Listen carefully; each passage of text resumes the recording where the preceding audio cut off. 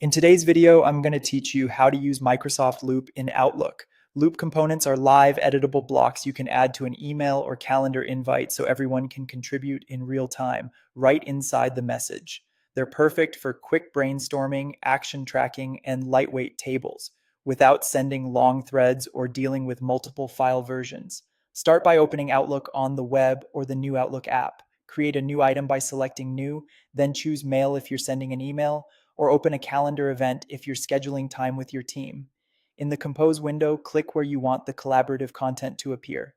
On the ribbon, select Loop Components. You'll see a few simple, powerful options. Pick Bulleted List to capture ideas or notes together. Choose Checklist when you want trackable to-dos with checkboxes everyone can tick off. Select Table if you need quick structure for items like owners, dates, or statuses. After you choose a type, start typing directly in the component. Keep it concise and clear.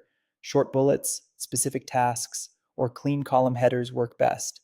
When you send the message, recipients can click into the component right in the body of the email or event and make edits. You'll see updates appear instantly for everyone, so there's no need to resend versions. If someone can't edit, it may be due to your organization's sharing settings.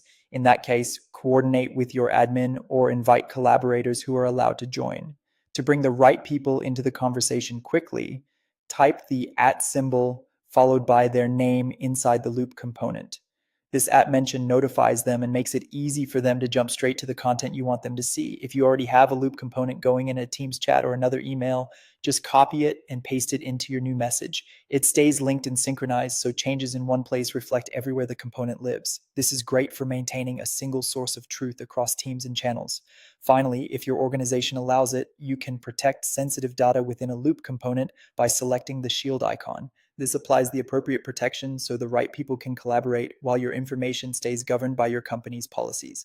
And that's it. Use New, insert a loop component from the ribbon, pick the format that fits your goal, collaborate in real time, @mention to pull in stakeholders, reuse components across Outlook and Teams, and secure the content when needed. Try it on your next team update or meeting invite, and watch the back and forth shrink as the work happens together in one place.